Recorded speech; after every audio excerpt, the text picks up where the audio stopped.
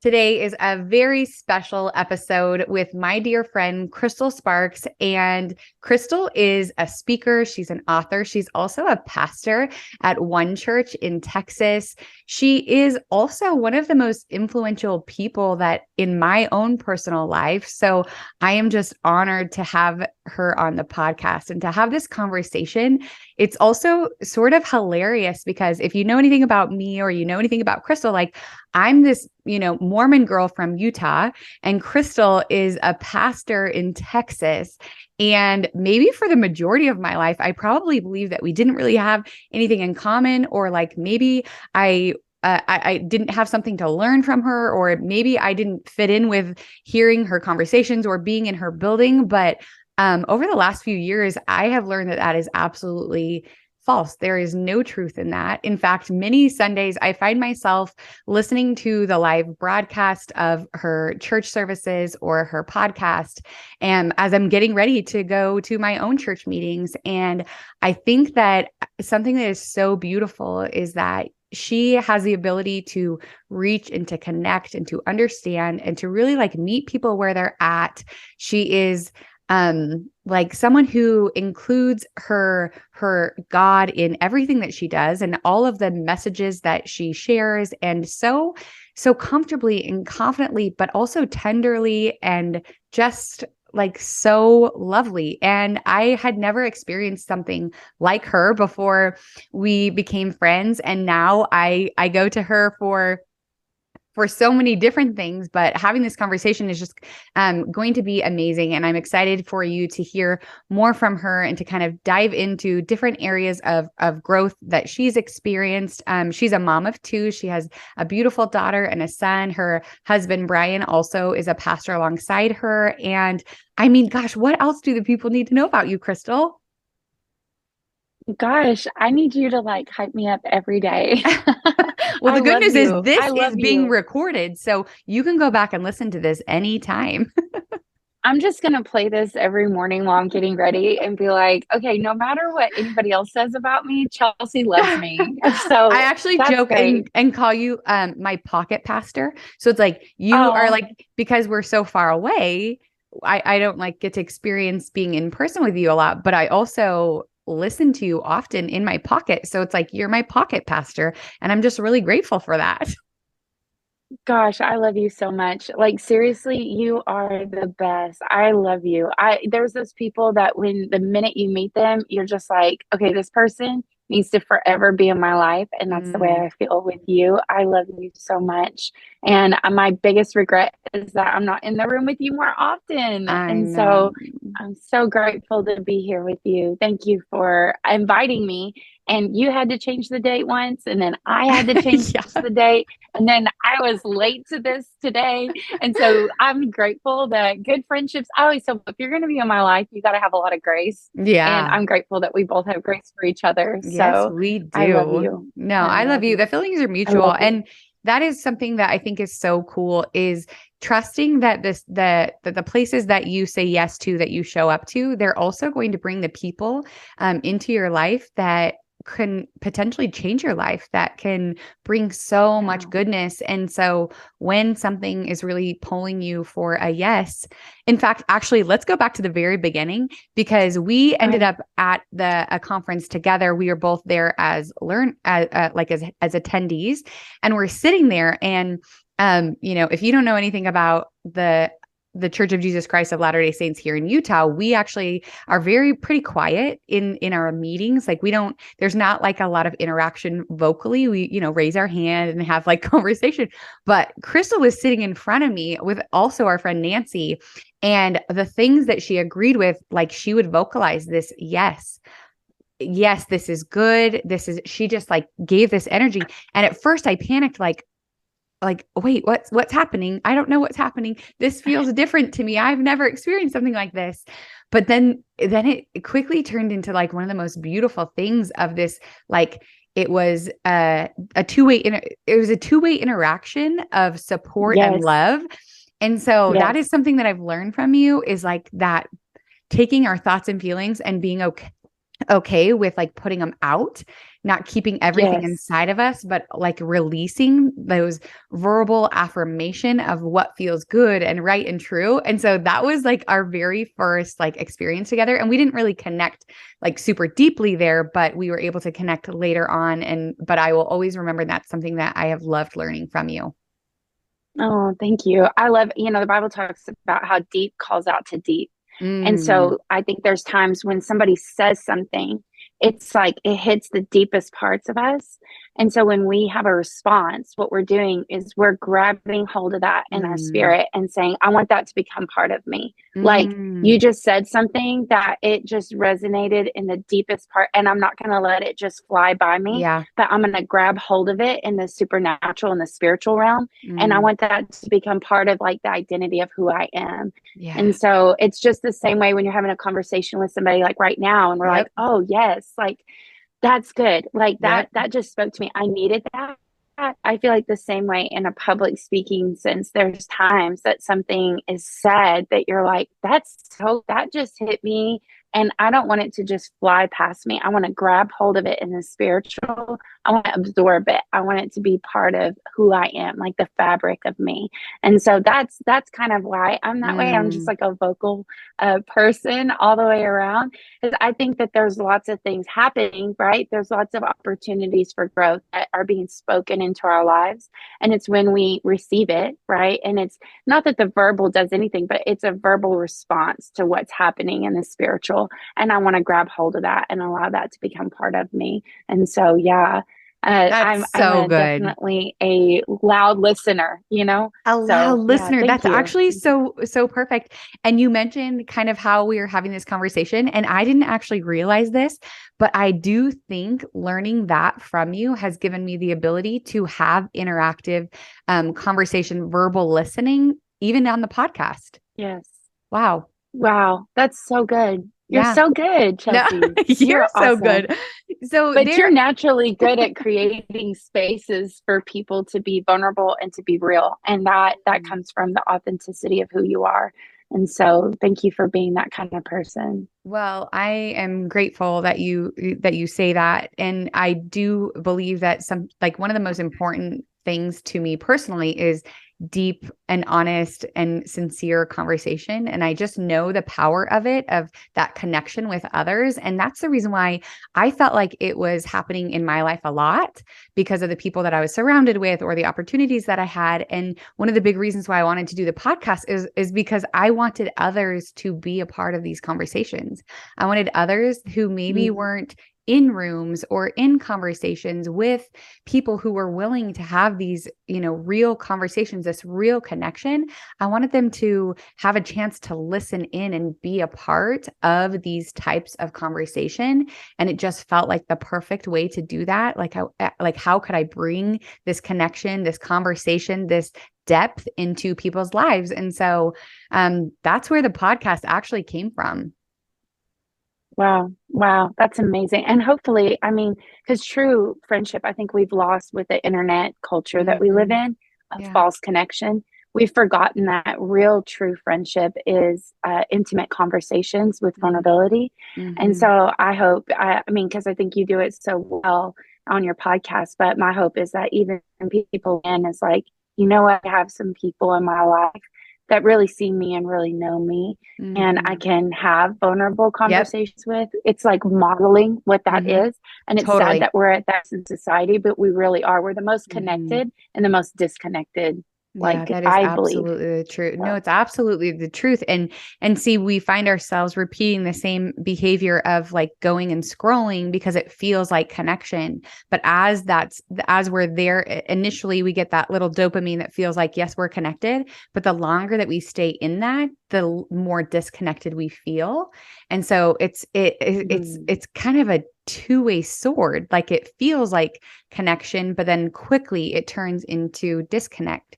And then we take a break for a second, and then we come back and it feels connection and doesn't. So I think that's a really good point to bring up. Like this is maybe this is modeling, but also I want people to have that desire to really have these conversations with people around them. Be the person who is asking the questions, be the person who is interested in other people, whether or not your lives are paralleled, whether you have the same belief, whether you have the same children, the same ages, whether, whatever your life circumstance is, but really look for opportunities to connect on this genuine level. And I think that's a really good reminder for those listening. So good. So good. I love you. I love you. So I have watched Crystal over the last few years go through a lot of different challenging times as far as growth, right? There's 2020 was a hard year for all of us. And I'm sure many of us are sick of even hearing that word 2020. We're sick of going back to that place. And we don't necessarily have to go back to that place in order to have this conversation to notice the type of growth or the lessons that were learned through that. But also like, you've done a lot of like training, you have a lot of guidance and counseling in the role that you play as a pastor, but no one could prepare you, no one could teach you, no one could guide you or show you the hardships that you're going to come across when all of a sudden like the world is shutting down. People are afraid. Yeah. They need money, they need food, they need, they need so much. And you are, at that point, you are someone that they are coming to and they are looking to for guidance and counsel. And like, what do we do? And you don't have an instruction book. Can you kind of give me an idea of maybe what that looked like or felt like for you? Yeah, that's great. I mean, well, like up to 2019, like everything was like growing. Like our church was exploding. We have 2 locations and it was exploding. It was growing. I was traveling, speaking more than I ever had. I was doing coaching online. I was doing all kinds of things. I was involved in business realm and then also, pastorally speaking, like leading my church and doing all of that. And I found myself at the end of 2019. I woke up and literally I was in another city. I was by myself. I was speaking somewhere. And I was just like, I don't know, this is the life I want. But 2020 was already booked. Like it was already full. My daughter was going through some challenges at that point. Fast forward February 2020, my daughter's extremely depressed, going through some things on her own. My schedule's so full. I'm like, how do I say yes to my daughter and keep all these commitments I made over a year ago? Because whenever you speak at conferences and things, you're getting booked out like a year in advance. And so I really felt this valley decision. Then the world starts shutting down with COVID. I'm actually speaking at a conference event the weekend before everything shuts down. And Same, exactly the same. I was so weird. It was weird. We were there and I was like, this cannot be actually happening. So I'm going home and we worked more hours on the beginning of COVID than we had ever worked. I mean, the need was so great. Everybody was so scared. Like, is this the end of the world? Like, everybody was fearful for their jobs. People were getting furloughed. There was just so much going on. And I was driving home from a 15-hour day at the office. And I was like, if this is success, I don't want it. I just don't want it. I'm done. I can't do this. So COVID made me really slow down and we slowed way down. I mean, thankfully, every speaking event got canceled that year. Every conference got canceled and I was home. I thought I was actually going to lose my status with American Airlines. And I was really glad about it because that meant I was home. Yeah. And I was so grateful. And my daughter, I was able to help her through that season. And it was like the biggest gift that my kids were home with me for those months. And I look back now and it was just God's grace, right? We had so many sweet memories in that time. And so Brian, my husband, whenever we were getting ready to go back into in-person services, he got our staff together. He said, listen, I want you to write down the lessons that you've learned and shut down because everything's opening back up. And the tendency is we're going to go back to the behaviors before. That God's taught us in this time that we need to be mindful of. And so for me, one of them was just, I'm going to slow down. Like, I'm not doing this. Like, my day, every day, is going to come to a hard stop and I'm going to go home. I'm not going to work till 9, 10 o'clock at night. I'm not going to take more than this many speaking engagements a year. I'm done. I cannot live this anymore. So then we kind of go through that. And then August of 2021, Brian's mom gets COVID. And we had all like kind of had it, and my son gets it, and his dad all got it at the same time. Well, my son had pneumonia as a child, and so he was high risk, and so the doctor was actually quite concerned about my son and Brian's dad, but he wasn't concerned about Brian's mom at all. He's like, she's going to get better so quick. And she went downhill really fast, and we ended up losing her September 7th of 21.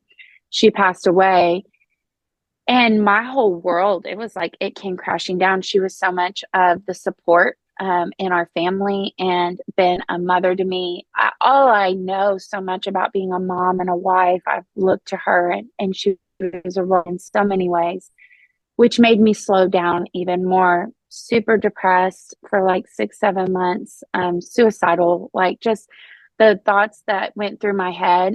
And you still have a church to lead, you still have all these things to do, and I am so depressed. And people are like, well, what's your vision, what's your goals? I'm like, my goal right now is that tomorrow morning I'll be able to get dressed and get out of bed, because I don't want to do that. I mean, every day was so hard, so it made me slow way down.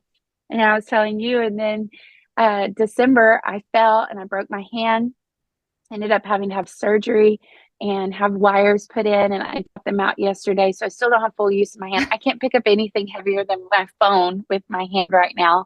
So I had to slow down even more. Counselor was like, okay, like we have this reoccurring theme. And I think for me, like, I think as leaders and as women, the one thing we never give ourselves permission to do is to slow down. Yeah. And society is telling us go faster, like do more, achieve more, go after more. Like you can be the super mom, you can be the super entrepreneur, you can be the super leader, and like do all these things. And it's just pushing us to go faster, faster, faster.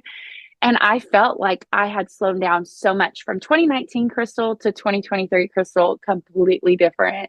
I mean, I feel like I'm in sloth mode now, but I actually feel like I'm at a pace that's sustainable and a pace that's realistic. And my marriage is better than it's ever been.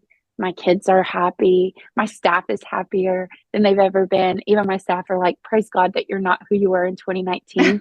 Because it's that when you're living your life in such a high pace, you're hurting everybody that's in your path. And you're achieving a lot and you're producing a lot, but emotionally you're drained, physically you're worn out. And our culture celebrates fast pace. Like we celebrate busy, we celebrate like all of those things. And actually the way God works is the opposite. You think about Jesus, he comes to this earth, his ministry is only 3.5 years long. And he fulfills over 1,000 messianic prophecies. And he does it riding a donkey. A donkey is the slowest form of communication or transportation. Yeah, you're like where was the cheetah? Riding. Right? He didn't need a cheetah. Yeah. Like he could have gotten the fastest horse of that day and time. He could have like gone fast. I mean, he's the son of God. He could decide that he's just going to transport places. Like he could have picked any method of transportation, but he picked the slowest means of transportation. You know why? Because he works counter to society. Society says, go fast, achieve more, do it all. And he knew, I've got over 1,000 messianic prophecies to fulfill, and I can do it on a donkey. It's really interesting. If the Son of God do that, I can do it, right? I can slow down. Go ahead. As you were like speaking about the difference and like that growth and that was happening before the slowdown, I just pictured this like really, really big tree growing, right? And it has a big thick trunk and it grows really, really high and it has all these big branches. And then underneath it, I visualized that there were only a few little roots that were holding it in place. And can you imagine how dangerous a big tree with lots of branches and leaves with very, very, very little roots are? It's like a little wind, a little blow, a little push is going to tip that over. And when a tree falls, it hurts things, it breaks things, right? And so it's like, are we focusing on growing the tree so big and so like wide and huge? Or are we actually growing those roots down deep so that as the tree grows, it's equally proportioned and that there is that steadiness, that strength, and that focus? One time I was in a class and the speaker said something and moved on very quickly, but the phrase that he spoke stuck with me forever. And that's the only thing I heard that rest of that day. And it was like this: instead of being involved in good things, be involved in important things. And I realized that the majority of my life, there's so many good things. There's so many good things. There's so many good people to spend your time with. There's so many good activities to be a part of. There's so many good conversations to be had. There's so much good to learn on Instagram. There's so many good things all around. And maybe the enemy actually uses good to distract us from the important. 100%. 100%. I will just say that because the things that I quit in 2020, people would say is good things. Like I was teaching Bible at my kids' Christian school. That's a good thing, but it wasn't a God thing. It wasn't what God had for me. It was actually taking a lot of my time, a lot of my energy, and it wasn't my assignment for that season. And I think we have to be smart enough to know, like, what's my season? Like, what do people want me to do? But what is my assignment? And what's he talking about that tree? What we watched in 2020 were these big leaders that people celebrated, culture celebrated. And when when culture changed, when big adversity happened, there was no roots and they fell, and great was their fall. Like we saw so many people, COVID took out so many people of influence, because it really revealed, see, here's the thing is when you drain the lake, you see what's in the bottom of the lake. And it wasn't that it wasn't there the whole time. It's been there, but the water, our schedules, our success, the accolades, like all the stuff was covering it up. But what COVID did is it drained the lake and it let people see what was actually there the whole time. And it let that leader see what was actually there the whole time. And so I'm like, man, we slowed way down. Then Brian's mom happened. We slowed way down. I break my hand. I can't even open a cup or a bottle of water without somebody. Slowed way down. But now I'm like, wow, I think I finally found the donkey transportation and the way to actually live my life and just to go slow. So like 2019 and before, I would achieve something and I would immediately go, okay, what's next? Like, what's next? What achieve next? What can I do next? And now I'm just in this settled place that I'm like, God, if you did nothing else for me but this, it's enough. Like, I'm so grateful. I'm so content. Whereas before it was like this discontentedness that followed me everywhere I went, you know? It's if you hit this benchmark, it's like, okay, benchmark. Once you hit that goal, okay, what's the goal? And I think there's a lot of people living their life that way because we think when I get there, I'll be happy. And then it's this realization that no, actually, like, I'm happy. Like, God, if you do nothing else for me, then right here. Like, if all you call me to do is to reach these people, love these people, and this is all I do right here, it's enough. And I've never been able to say that. Now I picture it's like you're like this farmer and you're just planting single seeds all along the way and abandoning all the seeds you've planted. And once you, and we think that that's going to yield the biggest like fruits, right? We think that if we plant 4 million seeds and we just keep planting new seeds all along the path, that it's just going like that's going to give us like the biggest harvest.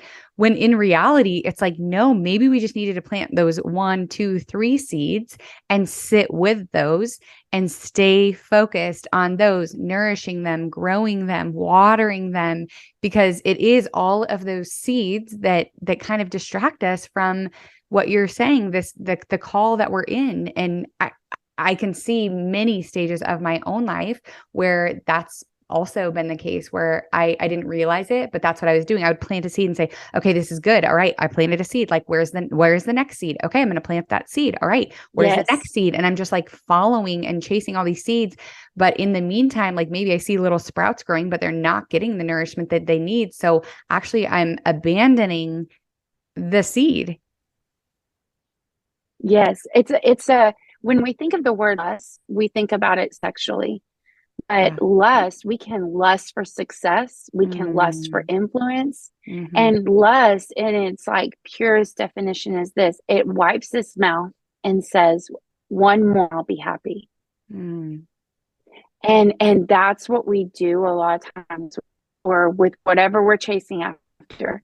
We wipe our mouth. Like the minute we have the taste of it in our mouth, we wipe our mouth and say, one more, I'll be happy.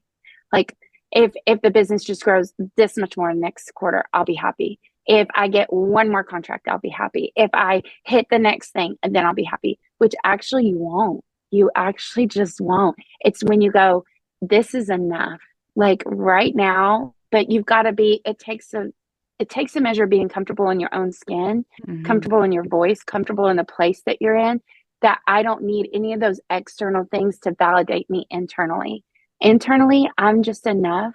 And when you get in that place, then all of a sudden it's like it's this weird thing because you're like, I don't need anymore. But once you get that place, it's all of a sudden the more shows up in your life. It's Mm. like it's so wild. I'm producing more than I've ever produced, but I'm doing less than I've ever done. It's Mm. really weird. It's this like Well, but push it's like pull. the right thing, that like the intentional actions, the intentional attention that you're paying. And so it feels like you're, well, it goes back to the seeds. It's like you're nourishing the seeds when before they couldn't, it wasn't possible for them to grow because there were too many seeds, right? It's like Yes. when Yes. you sit with those that are actually meant for you, that are in this season of your life, and you give them what they need, the sunshine, the water, the fertilizer, whatever it is, then you're able to get way more results, and the ones that Yes. feel good. Yes.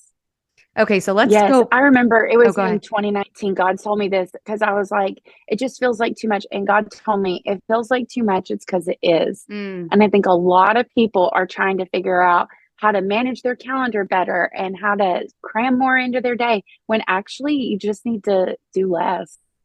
Like maybe the problem isn't that you don't have enough time in the day because everybody says, I need more time in the day. No, actually, you just need to get rid of some of the stuff you're spending time in your day on. Does that make sense? yeah, no, I think I think absolutely that makes sense. And I think, how do we get to that place where we're willing to let go of things that we don't need to be spending our time trying to grow, when we have things that are intentionally, or how do you decipher between those things? Okay, so these are the things, right? So I'd slow down, and then the next thing I would say is to like see, like really see, like look around you. Mm, Like I think we when you're going fast, you can't see anything. Like you think about even have you ever sat in traffic and you are sitting there at a standstill on the highway? You're like, oh, there's a billboard right there. Oh, I've mhm, never seen that building. Why? Because when you're going 70 miles an hour, you're not seeing anything. mm. And a lot of us aren't taking time to just slow down. And when's the last time you like looked your employees in the eyes and like, how are you? Yeah. I Like, actually do that a lot. how are I'm, your I'm going to say kids? I actually do that. You're good at So, that. no, that is You're something good at that is that. really, really a priority to me, is like seeing, like not just like looking, but like actually seeing people or things. Seeing.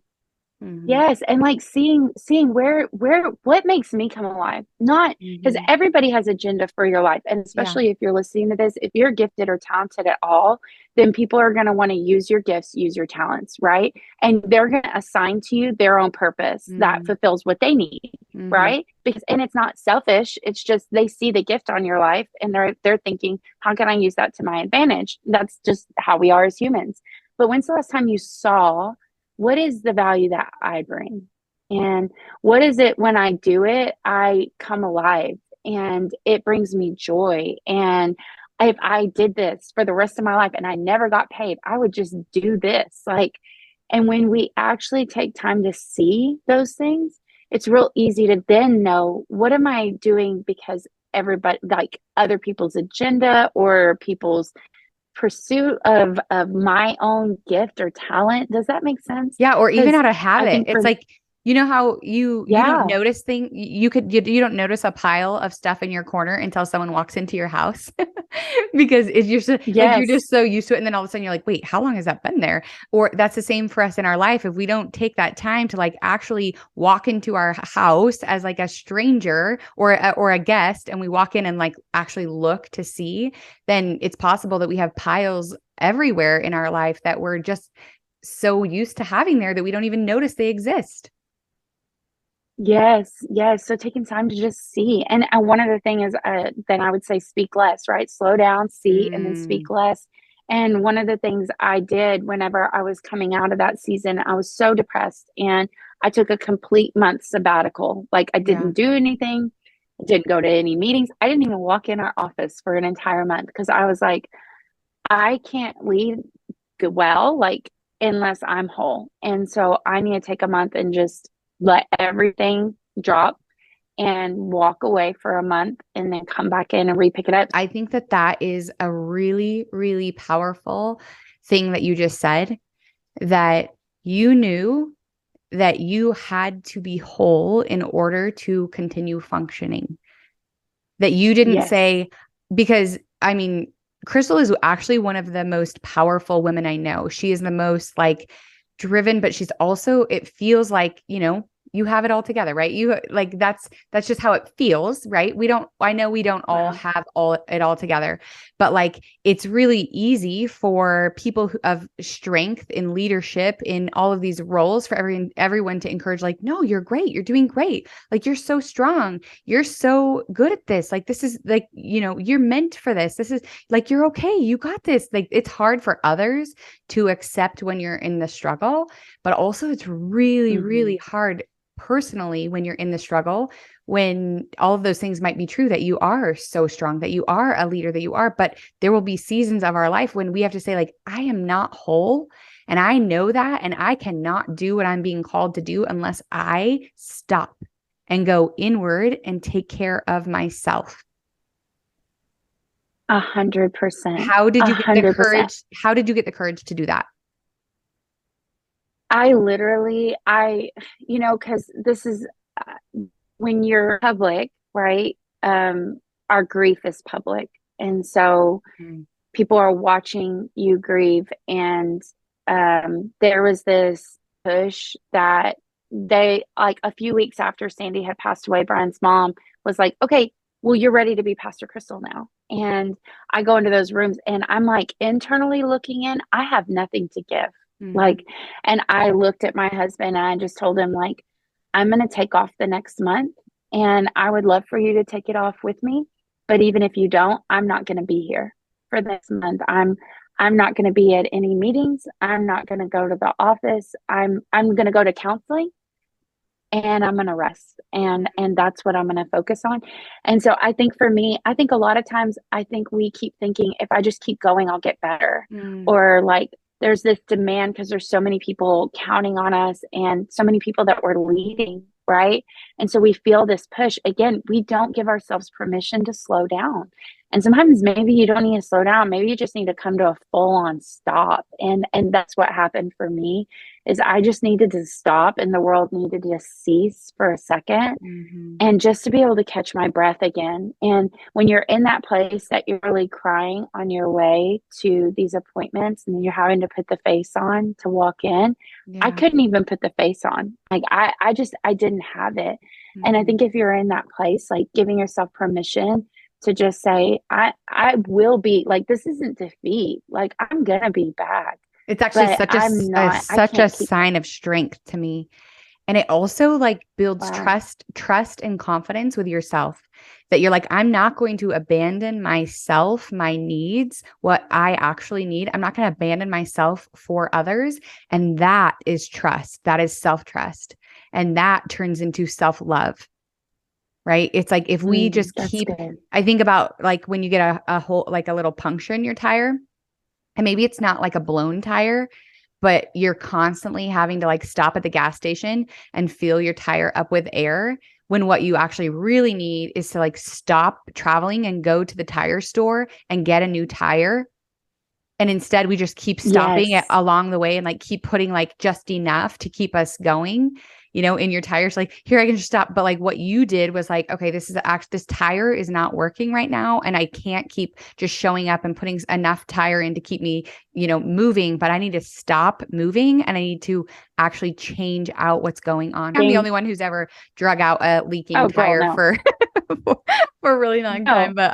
but I do Well, that. because Yeah. and we build it up that it's going to take longer than what we think, right? And I think Yeah, a lot of leaders are playing for the short game, not the long game. that's good. And our Pastor Herbert Cooper, he said this. He's like, listen, you guys are going to be leading this church for 25, 30 years, right? Like, even your listeners, wherever they're at, like, how long do they picture themselves in that role that they're in?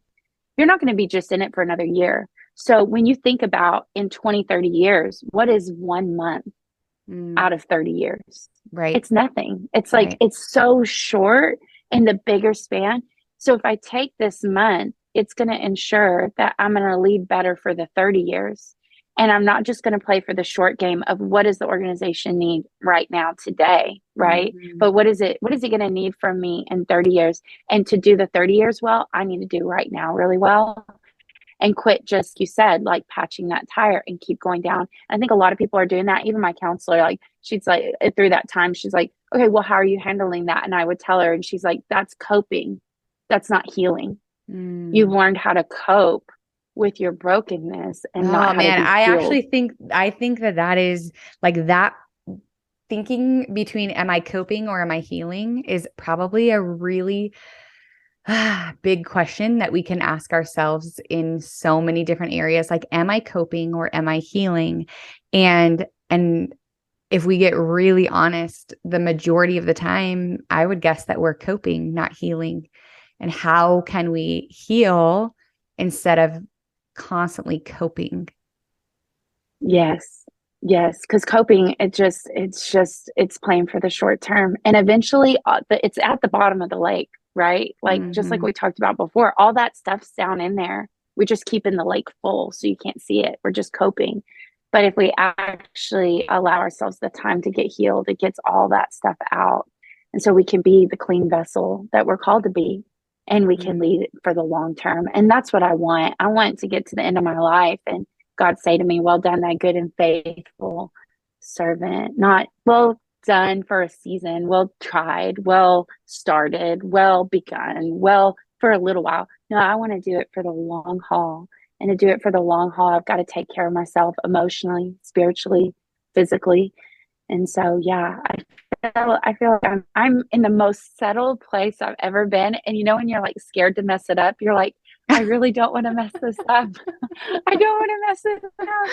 But Oh, yeah, so so as that's you, part of the speak, yeah. right? So then I reached out, like as I was getting ready to go back into work, I text my assistant, and she's my friend as well, Emily. And I told her, I said, what do you feel like I do that brings the most value?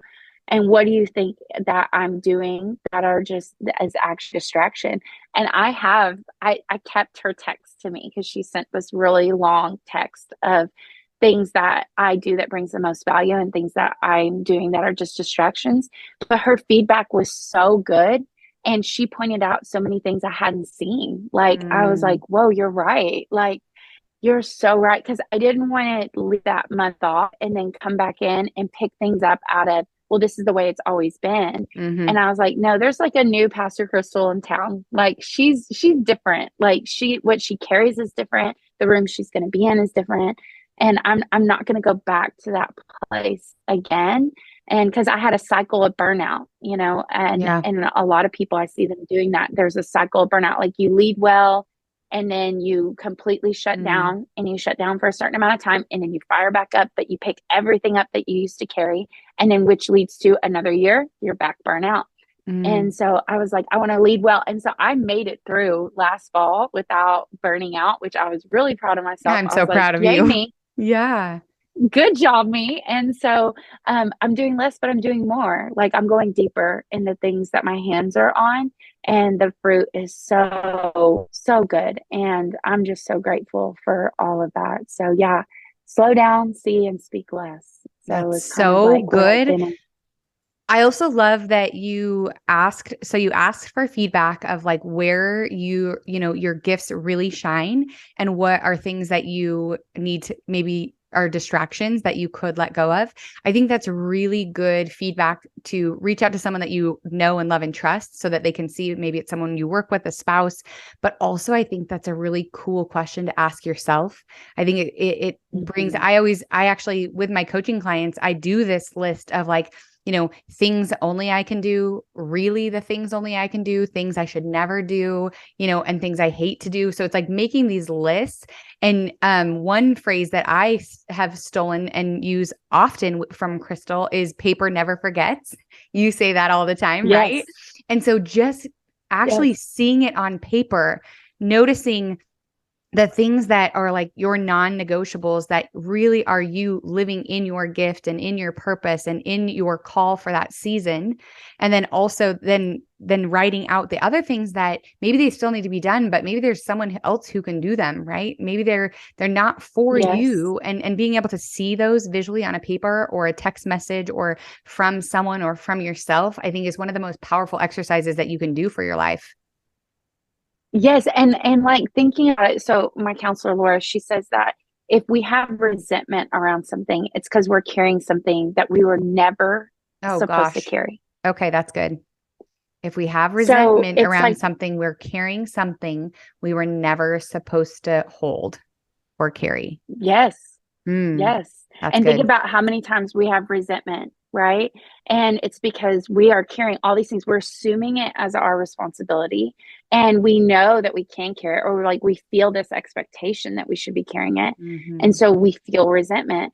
And so I've been like, okay, when things get offered to me on my schedule or people ask me to do something, I'm like, what is this going to feel like carrying it? Like I Mm-hmm. picture myself holding it, and if it feels heavy, then it's not mine to carry. And they can tell me because I'm in the Christian realm. So people are like, God told me you're supposed to do this. Well, God didn't tell me. So sorry. You have to ask somebody else.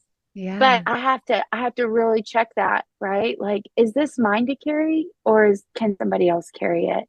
And if I'm carrying it with resentment, then it's because I was never supposed to carry it. Like I That just was is never carry. I so carry good. so much that way. I lived my life in resentment because I was just carrying everything. And it's just because you And can doesn't mean you out of should. this, exactly, just because your schedule says yes doesn't mean it's yours to carry. I can have a day off and you ask me to do something and say no and not give reason for it, Hmm. because rest, saying yes to myself, which is actually what I need for the long game. And you could have the best reasons of why I could come. So I'm actually so good at no now that sometimes I'm like, maybe I should say yes a little bit more.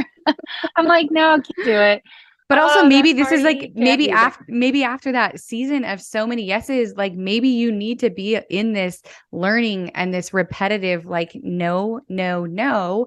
And there might be a time where maybe you can pick up a few more yeses, but really tuning in and listening to where you are right now is the most important thing, right? 100%. 100%. I just know what it feels like to feel good. And I know what it Mm, feels like to bad. I'm like, man, I don't want to go back to that bad place again. I'm like, mm, this place, right? This is the sweet spot. So yeah. I'm really grateful for the opportunity. 2020 gave, 2021 gave, breaking my hand gave. And I've learned more than ever to slow down, to see Growth, around me, and growth to from the speak struggle. less. That's so, so, Yes. so beautiful. Something that my daughter Hallie loves to play the guitar and sing. And she, like a few months ago, she started playing the song that goes like, leave what's heavy behind. It's like, leave what's heavy Mm, on your heart, like leave that behind. And I have found myself like singing the words of that song in my head as I feel like the stress or the overwhelm. I'm like, it's just like this, leave what's heavy behind, like leave it behind. Because yes. like you said, it's just, if we're carrying something that feels like that, it's not meant for us anymore. Maybe it was meant for us at one point, or maybe it wasn't, but notice those feelings and continue to lead into that trust that it's Yes. telling you something. And this is just such a great message for everyone listening. It's a great reminder. Yes. It can, because our life, we want to be able to look back and to remember what our life looked like, to remember the experiences, the people. We want to be able to feel good about, the way that we were able to show up and love and serve, because I do believe that our intention is to do good and to be good. Yes. And sometimes we lose ourselves in the desire for that. We think that good is everything. So thank you for sharing. Yes. Thank you for opening up Mm. and sharing that with us, because I know it's not easy when to like see the reality of what too much of a good thing can do for you, because it's hard to, you know what I mean? It's hard to see that and to know that maybe some choices or maybe others, expectations and trying to people please got you in a situation that was really hard and really heavy. But being able to move through it is a sign of hope and encouragement for others. And so thank you for sharing that. Oh, thank you. Thank you so much. I hope it helps whoever's listening. Good luck on the other Absolutely. side. Absolutely. It's retraining everybody and yourself to Yeah, slow down, everybody. That is also another point, retraining everyone, because whatever you allow will continue. And so, whenever you need to change, you have to let the people around you know as well. Like you said, you told Brian, like, I am not going to be here. And that gave you an opportunity to not have to every single day make up an excuse or a reason why you weren't coming. It was just like this, you set that expectation of you weren't being there. So that's also a really important thing. Thank Crystal, you. I love you. so this kind of goes back to one phrase that I in my podcast with is the fire in her heart, peace in her soul. And I think that this conversation speaks to this so perfectly, because it's not saying don't care about anything or don't have these passions or whatever, but it is saying that like limit your passions and the fire in your heart to the things that are truly meant for you, and also protecting your peace by knowing what those things are. And so this fire in her heart, peace in her soul. And you'll love that this was a message that when I was coaching a bunch of women, I literally went into this dark hole over by myself. And I was just like praying, like, what do these women need? Like, what do they actually need? What do I always say, or like, what strategy can I give them? But I was literally like, what do they need? And it was maybe the first time that clear as day, I heard that phrase in my ear of like fire in her heart, peace in her soul. And I just So knew good. that was what I had been striving for, but I hadn't had words to verbalize that I want to Mm. live a life full of like fire and passion, but also like I've lived a life of fire and passion that turned into a wildfire and like burned down everything around me, right? Like I was like, oh crap, Hmm. what have I actually done with this fire? And so then the side of like the peace in the soul, and they are equally as important. And Mm. I do believe that they can dance together, but it has to be intentional. It has to be like on the forefront of your mind every single day. It has to be a decision that you want both of those things. So what is something that is currently lighting your heart on fire? Oof. I mean, there's so many things, right, that are calling for my attention. But the main thing is I just love seeing people's faith grow. What I love right now is just being in rooms and just helping people grow.